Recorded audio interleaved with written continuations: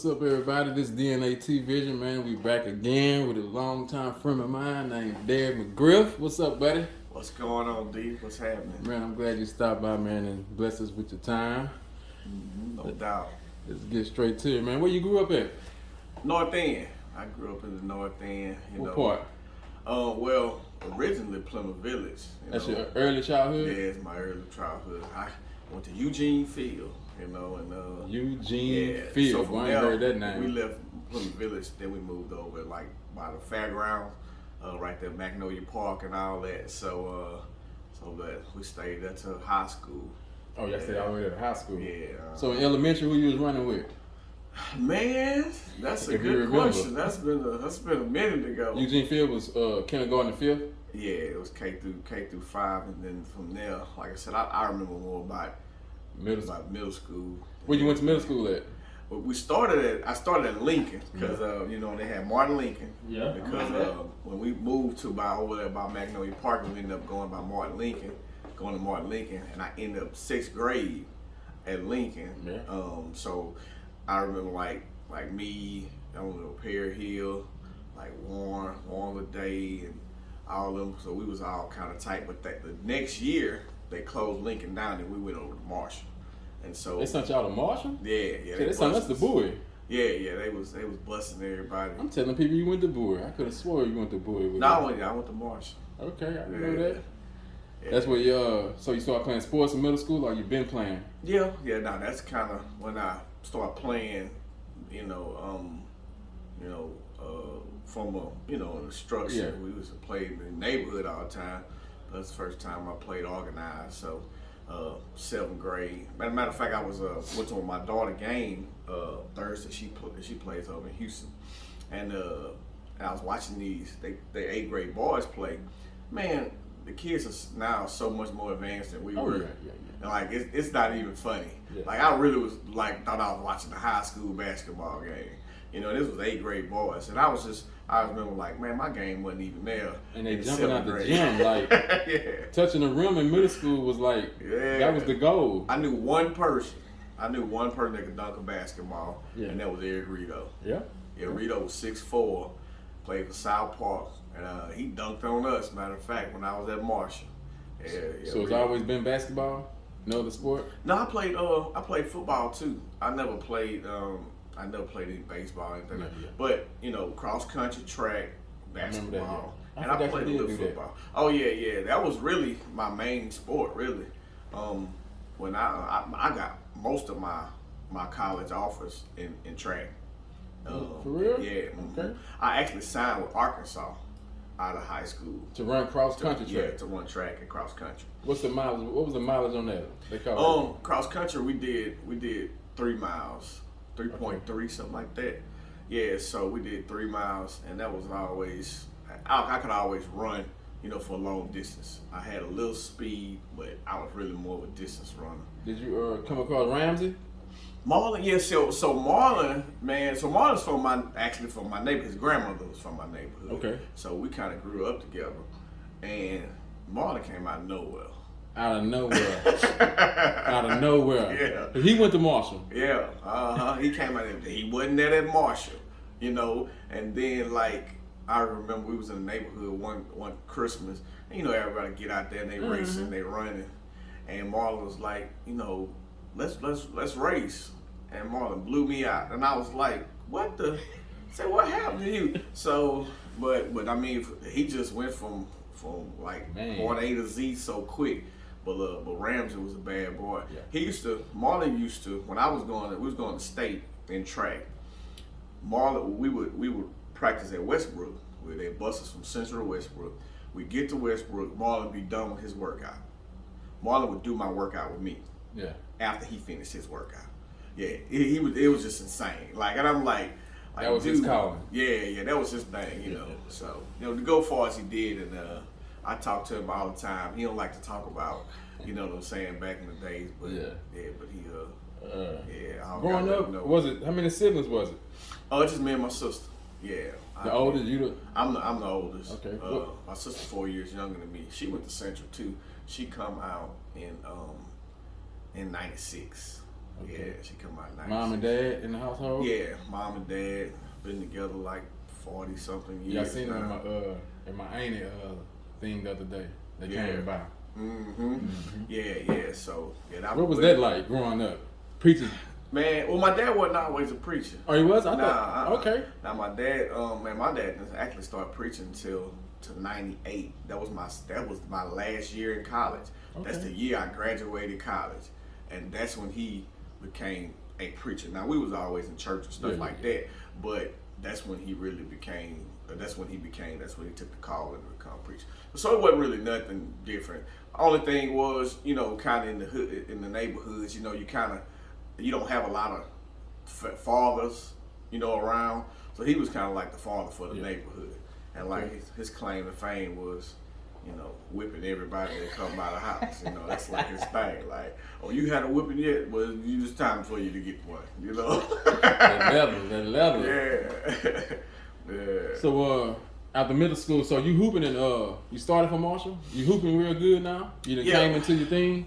Yeah, not necessarily. Basically, or you getting there? I was a late bloomer. I would tell people that I was a late bloomer. Me too. Like what was crazy, my parents, like I watched my little nephew, went to my little nephew's game today, and kids start so young. Like my mom wouldn't even let me play, back then. So that's why they're so advanced now. But 7th, 8th grade, I was really just feeling my way out. Then like 8th grade, I got into 9th grade and went to Central because I was on the Central. Went to Little Central and actually got cut. I didn't make the 9th grade team. We had two teams. Who beat you out? About 35 people. Clearly, I'm talking about at the guard position. Man, beat you out? I couldn't tell you. Yeah, I know. They ended up playing behind me. Oh yeah. All I can remember, I do remember two guards. Larry Williams. Big L. Larry. Remember John Cloud? I know that name. Somebody was telling me I know John that Cloud name. was a bad boy. Now John was good. Now he was legitimately. I know because he was a good pure point guard. But but other than that, I couldn't tell you nobody else. So you didn't make the 9th grade team. Didn't make the 9th grade. So you just running track? Are you running? Well, I ran track. I played football in 9th grade briefly, and I ran track, across country. But didn't make the basketball team. And it's kind of like a running joke. I don't know if you know Eric Gaucher. Gaucher was he was a substitute teacher at the time. He's actually one of my good friends. He's almost like close to our age. He might be 3 or 4 years older than us. He actually played with Jerry Ball now on that state championship team. Yeah. And so he was the coach, and like he was my guy. We played every morning. We played in first period, and Gaucher knew I could play.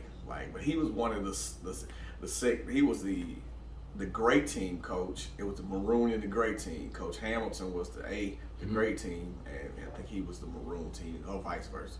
But anyway, I knew I was gonna get on, But man, I looked at that list. You go up there in the locker room, you look at the list, and you're like, oh man, they must have made a mistake on this list because I ain't on here.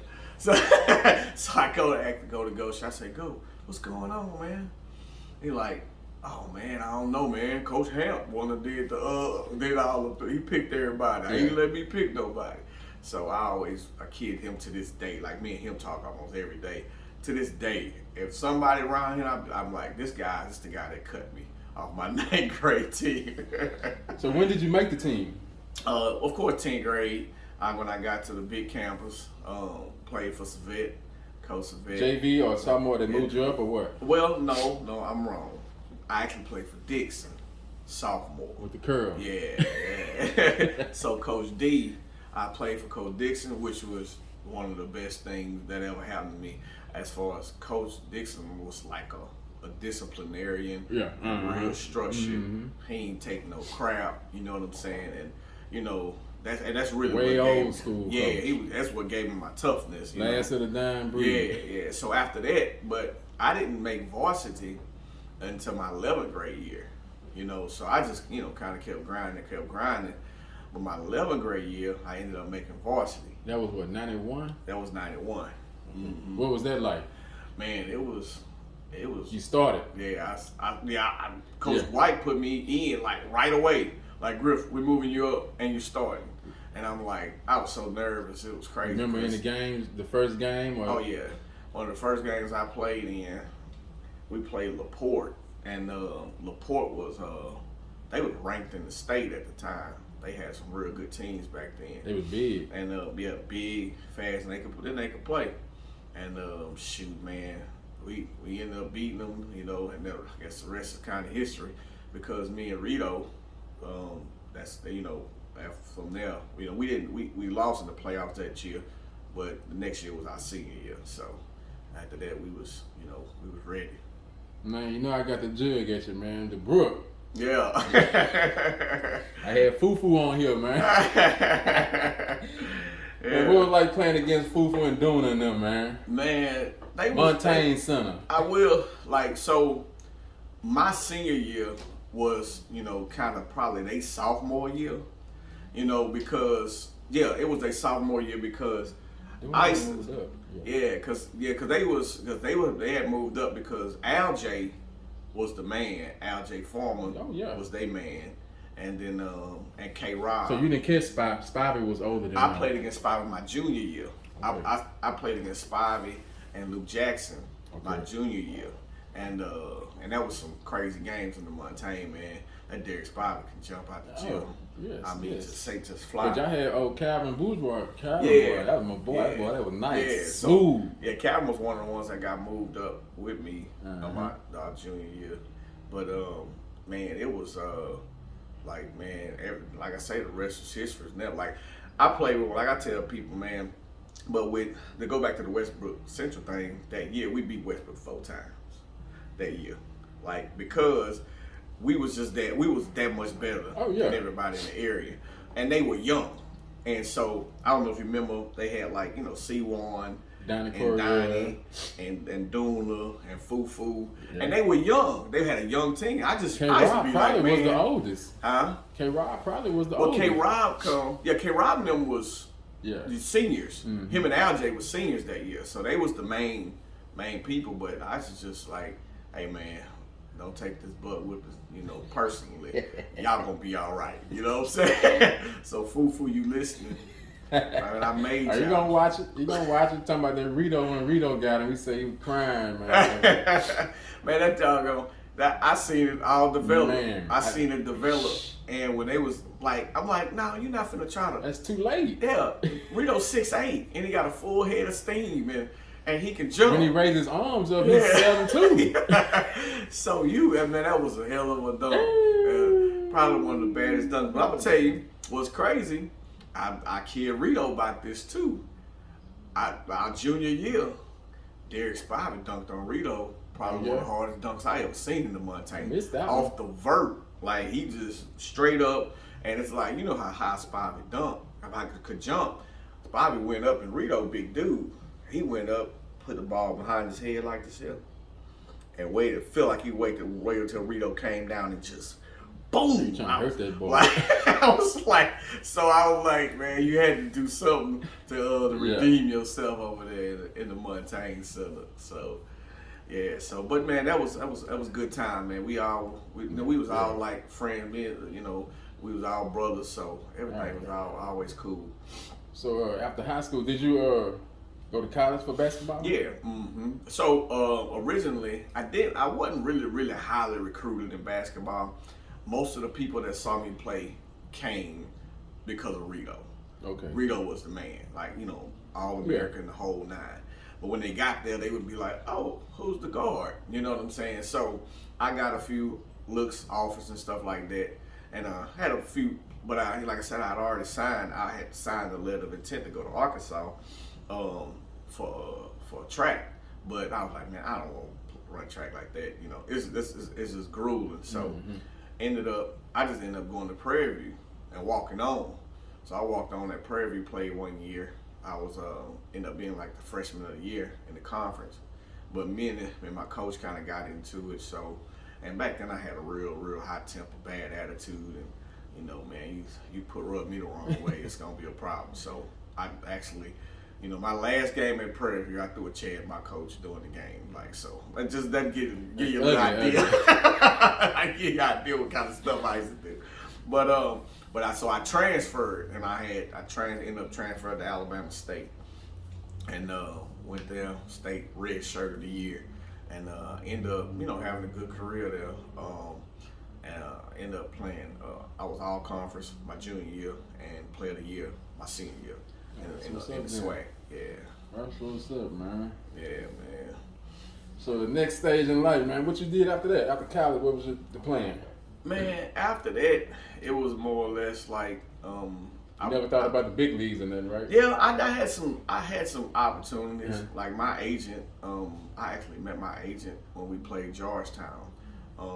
I was actually supposed to play against Allen Iverson, but he ended up leaving that same year. That year he went pro because he left out their sophomore year.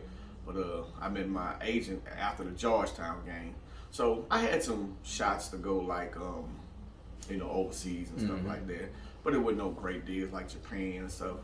Some of them countries like that. And really like when you get down to like some of those third world countries, not really third world, but those types of countries, the money ain't good. You might as well be, especially back then. Yeah. So and then you got to be 4,000 miles away. You don't speak the language.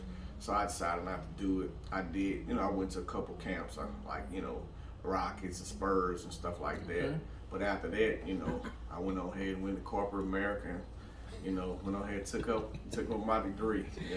That's what's up, man. Because it wasn't paying the bills. You have any kids? Yeah, I got 2 kids. Yeah, I got a daughter, 14-year-old, and a son, 3. Kind of started all over again. Yeah, I got a daughter. She just turned 4 myself, man. Yeah. You say your daughter's hooping? She just started. This is her first year hooping, and I used to always kind of, she just was never interested. Yeah.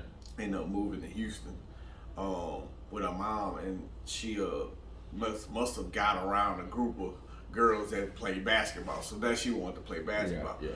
But she been doing good. Like, it's really helped her in her, her weight and stuff like that, and being active. Because that's one thing with these kids; they don't really be active anymore. It's always like, it's a video game, it's TikTok, it's the phone, or something like that. So I was just thankful she was getting out, meeting people, moving around. So like Thursday, her game Thursday, like they have a really good team. They probably got one of the best guards. I don't know, because she plays high school ball, but she's in the 7th grade. Wow. Yeah, this little girl, and but I think they beat somebody 48-6 Thursday. But my daughter, she scored her first 2 baskets of the year. So she was score the first 4 points. So I was proud. What position she at? Yeah, I don't think she has a position. Yeah. But she, like I said, if it's a 2-3 zone, she in the middle, so she might be a 7. Man, so what you got going on in corporate America, man? Man, really, like on the business side, man.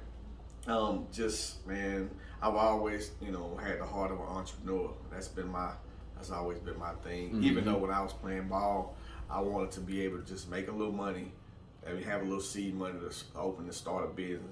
So but I've done a lot in the last 20 years. Some of the main things I've done more or less like entertainment, concerts and stuff like that. And I had some nightclubs. Matter of fact, we got a lounge now called Culture that's here in town. Like we have like live music and stuff like that, and try to keep it in the grown folks level. So we also me and my girlfriend, we opening a tea shop. Right now, that's where we coming from. Right now, that's why might have a little sawdust or something on me, but it's a tea shop. I don't know if you ever heard like the loaded teas and stuff like that, Herbalife. Well, we're doing the tea shake, the shakes and the meal replacements and all that kind of stuff. Like a smoothie, not smoothie play, but just it's like smoothie, some meal replacement, protein shake. But we do the teas as well, the protein bowls and stuff like that. We're gonna be looking forward to that. Yeah. So y'all definitely got to come. Matter of fact, maybe we can do one, right there at our location, because it's real cool. A nice little setting and everything. When maybe do a few people over there and talk about Beaumont and history and sports and all that kind of stuff. Because the name of it is Champions. Okay. Champions Nutrition. Have a lot of ex-players come through there and all that stuff. That's what's up, man. That's what's up, man. Absolutely. What about your faith, man? What's going on? Your faith, your religion, Yeah, man. I'm definitely a Christian. Mhm. My main thing is, trying to be better every day. Trying to be the best Griff I can be. Definitely always can walk and be always a little stronger. But when it all come down to it, I'm a child of the King. At the end of the day. So, and that's what keeps me grounded, and that's what keeps my family grounded. Is just having that foundation. In the faith, in Christ, and in the church and stuff like that. All right, that's what's up, man. What I about to say? Any message to the youth, man? The youth, man. The black youth, man. Man, it's one thing we thought talk a lot. I think a lot about generations, and I think about like how the older generation would always say to us, "Oh, y'all not gonna do nothing." Or y'all y'all don't know nothing about this. Y'all don't know nothing about that. But I think what we got to do is start reaching back and really bridging that gap and bridging the gap for to get the lines of communication open. And that's one thing. Another thing that I just started is called the Rich Uncle podcast. The Rich Uncle podcast. Yeah, yeah. So it's like with the Rich Uncle, it's basically I want to bring older, gentlemen older than me, my age, our age, and then younger guys that's looking for their way in business, in faith, in fitness, in different things, in all different kind of areas of life. But I've entitled it Rich Uncle because, as kids we always say, man, wait till my rich uncle come. It's gonna be on, Yeah. And we always say that, but like people be like they ain't got no rich uncle. But what's crazy? Older I got, I actually had a rich uncle. Yeah. And he actually got me into business, in my construction business, kind of. And God rest his soul, he just passed about 6 months ago, and it was just good to have somebody to ask questions and talk to when I had questions. A mentor. Business. Yeah, just having a mentor and stuff like that. And you had somebody that you knew that had your best interest at heart. So, and that's why, and that's what it's kind of predicated on, because it's about just giving these young guys a real source to tap into when it comes down to if you got a question, if you need to know what to do here or need to know what to do there. And because a lot of times, I had someone tell me this one time. They said, man, such and such? I say, yeah, I know him real well, man. It's a good dude. I say, man, he been wanting to get with you, and just, chop it up with you, but he kind of feel a little intimidated. I'm like, really? Give me his number. Yeah. Like, I'm gonna call him. Like, no, that ain't what we doing. It's, but a lot of times you don't think people would be intimidated, or you don't think you might feel like you're not accessible and stuff like that. So, when it come down to it, I just want to bridge that gap, because we gotta, we can't just throw the youth away.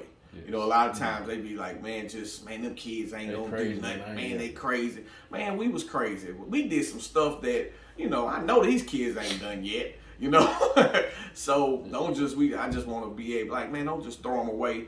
Talk to them, try to understand where they coming from. What they issue may or may not be. Listen to them. Yeah, just listen to them. Don't just throw them away and just think that they all just want to listen to mumble rap. You know what I'm saying? They listen to mumble rap, yeah, but we listen to gangster rap. You know what I'm saying? Our parents told us, was like, are you crazy? Like, F the police. Really? Is that what you listening to? Hey, we want some of all that. Yeah. When my mama heard that, boy, she lost it. Yeah, so, you know what I'm saying? So, and then our parents. Exactly. Yeah. Like, oh, you finna listen to James Brown? The Isley Brothers, it's your thing, do what you want to do. Oh, really? So it's just a different cycles that we got to break, and we just got to bridge that gap between the youth and the people that's trying to, that been somewhere and got a little experience. Yeah. Man, that's what's up, man. I really appreciate you stopping by, man, and blessing us with your time, man. And like you say, we look forward in the future to, what's the name of the tea lounge? It's called Champions Nutrition. Champions Nutrition is on the way, so everybody be ready to support that, man. And once again, DnA-Tvision, we love you, man. Bless your game. Appreciate it.